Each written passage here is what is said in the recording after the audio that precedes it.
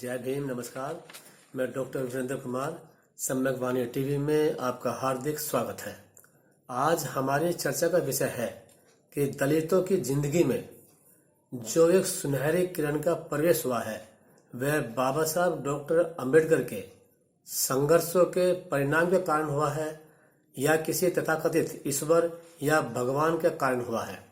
अर्थात दलितों की दुर्दशा में जो थोड़ा बहुत सुधार हुआ है, क्या वह बाबा साहब डॉक्टर अंबेडकर के निरंतर संघर्षों का परिणाम नहीं है?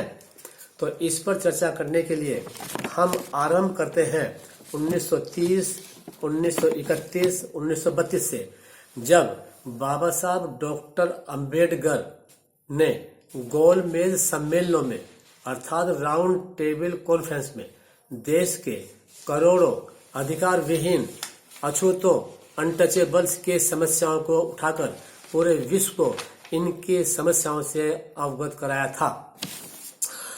दलितों को सभी सामाजिक, शैक्षिक, राजनीतिक, धार्मिक, आर्थिक और अन्य सभी प्रकार के अधिकार देने के लिए बाबा साहब डॉक्टर अंबेडकर ने बड़ी अच्छी तरह बुद्धिमानी से वकालत की थी।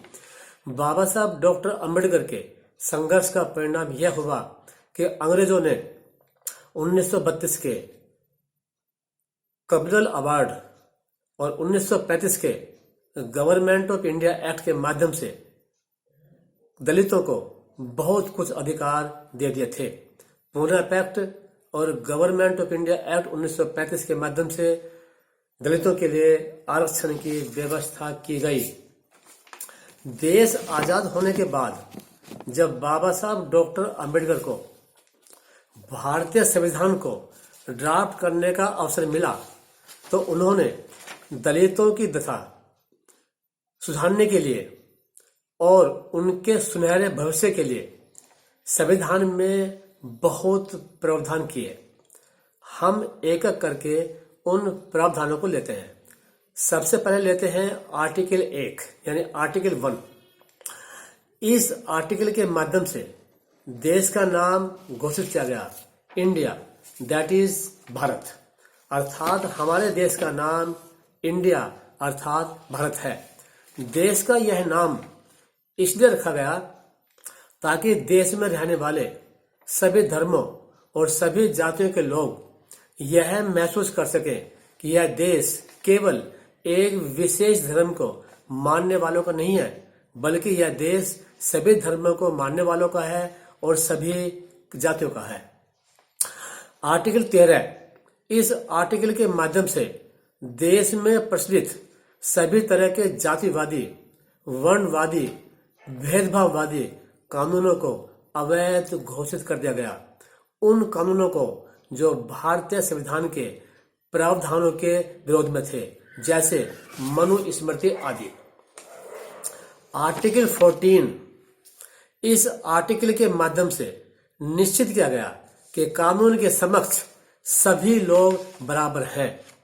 इस आर्टिकल के माध्यम से मनुस्मृति के उन प्रावधानों की कब्र खोद दी गई जिनके अनुसार कानून के समक्ष सभी लोग बराबर नहीं थे और वर्ण व्यवस्था, ऊंच नीच, भेदभाव और गैर बराबरी के सिद्धांत के अनुसार न्याय किया जाता था, जिससे अछूतों और शूद्रों के साथ घोर अन्याय होता था, घोर अन्याय किया जाता था। अब हम लेते हैं आर्टिकल 15। इस आर्टिकल के माध्यम से निश्चित किया गया कि धर्म, कुल, जाति, लिंग या जन्म स्थान के आधार पर देश के किसी भी नागरिक के साथ किसी भी प्रकार का भेदभाव नहीं किया जाएगा। अछूतों अर्थात दलितों और महिलाओं के साथ जाति और लिंग के आधार पर जो भेदभाव किया जाता था, इस आर्टिकल 15 के माध्यम से उसे समाप्त कर दिया गया। आर्टिकल 16(4), इस आर्टिकल के माध्यम से राज्यों को यह अधिकार दिया गया कि राज्य सरकारें सरकारी नौकरियों में अनुसूचित जाति और अनुसूचित जनजाति के युवाओं के लिए सीटों को आरक्षित करेगी। इसी आर्टिकल के माध्यम से सदियों से अधिकार वंचित अनुसूचित जाति और अनुसूचित जनजाति के लिए नौकरियों में आरक्षण किया गया, जिससे अनुसूचित जाति और अनुसूचित जनजाति के युवाओं को सरकारी नौकरियों में स्थान दिया गया। इस प्रकार बाबा साहब डॉक्टर अम्बेडकर ने अनुसूचित जाति और अनुसूचित जनजाति के युवाओं को नौकरियों में आरक्षण करके उनके जीवन में एक खुशहाली लाने का प्रयास किया।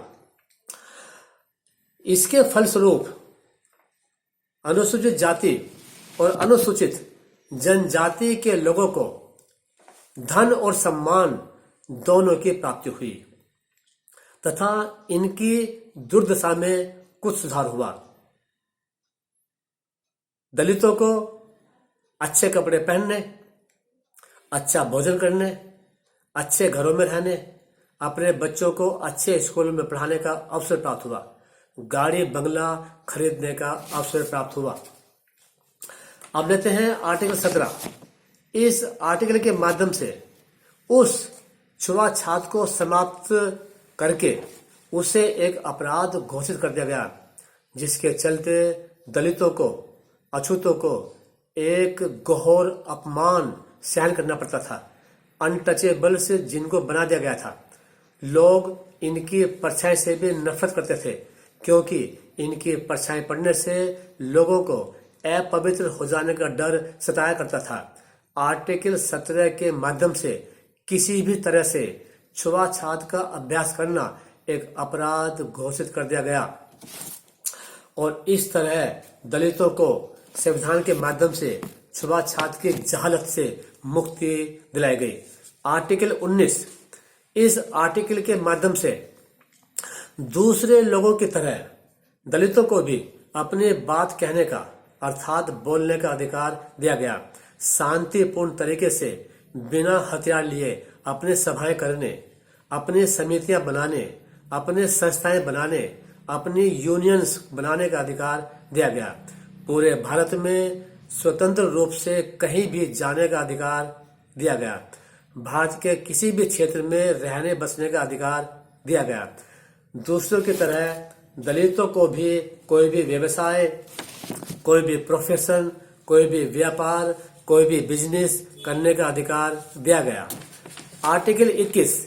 इस आर्टिकल के माध्यम से अन्य लोगों की तरह दलितों को भी जीने का अधिकार दिया गया और व्यक्तिगत आजादी का अधिकार दिया गया। आर्टिकल 25। इस आर्टिकल के द्वारा अन्य लोगों की तरह दलितों को भी यह अधिकार दिया गया कि वे किसी भी धर्म का पालन कर सकते हैं, किसी भी धर्म का अभ्यास कर सकते हैं, उसका प्रचार और प्रसार कर सकते हैं। आर्टिकल 29(2). इस आर्टिकल के माध्यम से प्रावधान किया गया कि धर्म, कुल, जाति, भाषा के आधार पर किसी को स्कूल, कॉलेज, किसी भी संस्था में प्रवेश लेने से मना नहीं किया जाएगा। इस आर्टिकल के माध्यम से मनुस्मृति के उस प्रावधान की रीढ़ की हड्डी तोड़ दी गई, जिसके अनुसार दलितों, आदिवासियों और शूद्रों को शिक्षा प्राप्त करने का अधिकार नहीं था। आर्टिकल 15(4) यानी 15(4) के अनुसार स्कूल, कॉलेजों में, अन्य शिक्षण संस्थाओं में अनुसूचित जाति और अनुसूचित जनजाति के बच्चों के लिए सीटों को आरक्षित करने का प्रावधान भी किया गया। आर्टिकल 46। इस आर्टिकल के माध्यम से यह प्रावधान किया गया कि सरकार अनुसूचित जाति और अनुसूचित जनजाति के शैक्षिक और आर्थिक विकास के लिए विशेष योजनाएं बनाएंगी, ताकि इन जातियों के लोगों को सामाजिक अन्याय और किसी भी प्रकार के शोषण से बचाया जा सके। आर्टिकल 330। इस आर्टिकल के माध्यम से लोकसभा में अनुसूचित जाति और अनुसूचित जनजाति अर्थात एससीज और एसटीज के लिए सीटें रिजर्व की गई ताकि अनुसूचित जाति और अनुसूचित जनजाति के प्रतिनिधि लोकसभा में पहुंचकर अनुसूचित जाति और अनुसूचित जनजाति के हितों की, उनके अधिकारों की रक्षा कर सके। लोकसभा में अनुसूचित जाति और अनुसूचित जनजाति के लगभग 131 सांसद हैं जो इसी आर्टिकल के प्रावधान के कारण संसद में पहुंचे हैं। आर्टिकल 332, इस आर्टिकल के तहत इस आर्टिकल के प्रावधान के अनुसार राज्यों की विधानसभाओं में अनुसूचित जाति और अनुसूचित जनजाति के लिए सीटों का आरक्षण किया गया ताकि एससी एसटी अर्थात अनुसूचित जाति और अनुसूचित जनजाति के प्रतिनिधि विधानसभाओं में पहुंचकर अनुसूचित जाति और अनुसूचित जनजाति के हितों की, उनके अधिकारों की रक्षा कर सके। अब ये विश्लेषण करना आपका कार्य है, आपका काम है कि 131 सांसद और विधानसभाओं के सदस्य अर्थात एमपीज एंड एमएलएज आपके हितों की कितनी रक्षा कर रहे हैं। क्या वे आपके समस्याओं और आपके कठिनाइयों को संसद और विधानसभा में उठा रहे हैं या कुछ और ही घालमेल हो रहा है। आर्टिकल 338, वीडियो थोड़ा लंबी है क्योंकि ये एक मजबूरी है ताकि सभी तथ्यों पर चर्चा हो सके। तो आर्टिकल 338, इस आर्टिकल के माध्यम से national commission for scheduled caste अर्थात राष्ट्रीय अनुसूचित जाति आयोग की स्थापना की गई, जिसका कर्तव्य है कि वह इस बात की निगरानी करे कि संविधान में दलितों को जो अधिकार दिए गए हैं उनका हनन तो नहीं हो रहा है। साथ साथ इस बात पर भी ध्यान दे कि उनकी रक्षा, उनके कल्याण और उनके विकास के लिए कुछ कार्य हो रहा है या नहीं हो रहा है। राष्ट्रीय अनुसूचित जाति आयोग अपना कार्य ठीक प्रकार से कर रहा है या नहीं कर रहा है, यह देखना, यह विश्लेषण करना आपका काम है। यदि विश्लेषण करोगे तो कुछ पालोगे, नहीं करोगे तो जो मिला है उसे भी खो सकते हो। आर्टिकल 338 ए, इस आर्टिकल के अंतर्गत राष्ट्रीय अनुसूचित जनजाति आयोग की स्थापना की गई और उसे यह अधिकार दिए गए कि वह इस बात का ध्यान रखे कि जो अधिकार अनुसूचित जनजातियों को दिए गए हैं उनका हनन तो नहीं हो रहा है और अनुसूचित जनजाति के लोगों के विकास के लिए, उनके कल्याण के लिए योजनाएं बनाई जा रही है या नहीं बनाई जा रही है। इस प्रकार बाबा साहब डॉक्टर अंबेडकर ने अनुसूचित जाति और अनुसूचित जनजाति के लिए संविधान में ऐसे प्रावधान किए जिससे इनके अंधेरे जीवन में कुछ रोशनी का प्रवेश हो सके। संविधान के माध्यम से बाबा साहब डॉक्टर अंबेडकर ने जो दिया उसके कारण अनुसूचित जाति और अनुसूचित जनजाति के एमपी बने, एमएलए बने, डॉक्टर इंजीनियर बने, अफसर बने, आईएएस पीएस बने, जज बने, वकील बने और बड़े बड़े व्यापारी बने। इससे अनुसूचित जाति और अनुसूचित जनजाति के कुछ लोगों के जीवन में खुशहाली का प्रवेश हुआ। यह बात भी ध्यान रखने की है कि जब बाबा साहब डॉक्टर अंबेडकर संविधान में अनुसूचित जाति और अनुसूचित जनजाति के लिए आरक्षण की बात कर रहे थे तो कांग्रेस के कुछ नेताओं ने आरक्षण का विरोध किया था। परंतु यह बात भी ध्यान रखने की है कि हिंदूवादी संगठन हिंदू महासभा, आरएसएस और जनसंघ ने भी आरक्षण का विरोध किया था। आरक्षण के विरोध को लेकर बाबा साहब डॉक्टर अंबेडकर ने संविधान की ड्राफ्टिंग कमेटी के चेयरमैन के पद से इस्तीफा दे दिया था और कहा था कि मैं आगे से संविधान को ड्राफ्ट करने का कार्य नहीं करूंगा। बाबा साहब डॉक्टर अंबेडकर के इस्तीफे को लेकर संविधान सभा में खलबली मच गई थी। बाबा साहब को समझाने के लिए श्री वल्लभ भाई पटेल को भेजा गया, परंतु बाबा साहब डॉक्टर अंबेडकर अपनी आरक्षण की मांग पर कायम रहे, उस पर डटे रहे।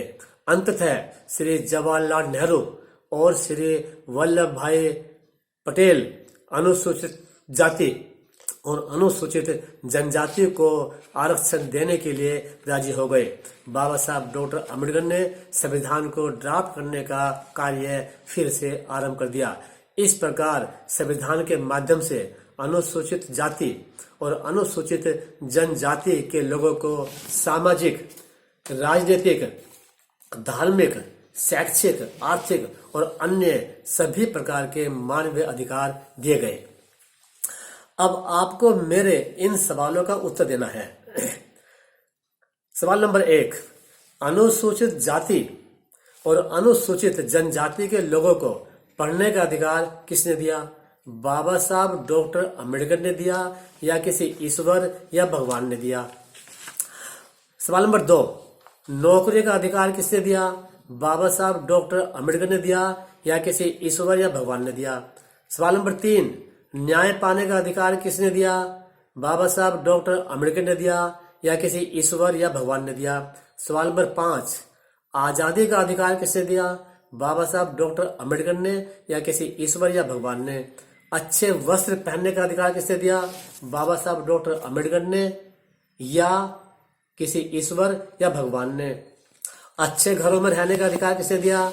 बाबा साहब डॉक्टर अंबेडकर ने या ईश्वर ने या किसी भगवान ने? अपने बच्चों को अच्छे स्कूलों में शिक्षा दिलाने का यानी पढ़ाने का अधिकार किसने दिया? बाबा साहब डॉक्टर अंबेडकर ने या किसी ईश्वर या भगवान ने? अनुसूचित जाति और अनुसूचित जनजाति के लोगों के जीवन में खुशहाली जो आई है वह बाबा साहब डॉक्टर अंबेडकर के संघर्ष के परिणाम स्वरूप आई है या किसी ईश्वर या भगवान के कारण आई है? सवाल नंबर लास्ट, यदि कोई व्यक्ति वाणी से, संकेतों से और किसी भी अन्य तरीके से बाबा साहब डॉक्टर अंबेडकर का अपमान करता है तो वह अपने किस मानसिकता का परिचय देता है? तो साथियों, आपसे अनुरोध है कि इन प्रश्नों का उत्तर अपने आप को स्वयं को दीजिए और यदि संभव हो सके तो इस वीडियो के कमेंट्स बॉक्स में भी लिखिए। सावधान रहिए, ध्यान रखिए कि कौन आपके अधिकारों को खत्म करना चाहता है और कौन आपको मूर्ख बनाकर अपना स्वार्थ पूरा करना चाहता है। कहने के लिए और बहुत कुछ है, परंतु वीडियो बहुत लंबी हो जाएगी, इसलिए इन्हीं शब्दों के साथ कि ध्यान रखिए, जिन लोगों की नजर पैनी नहीं होती वे दोस्त और दुश्मन को पहचानने में अक्सर गलती कर देते हैं। जय भीम, नमस्कार।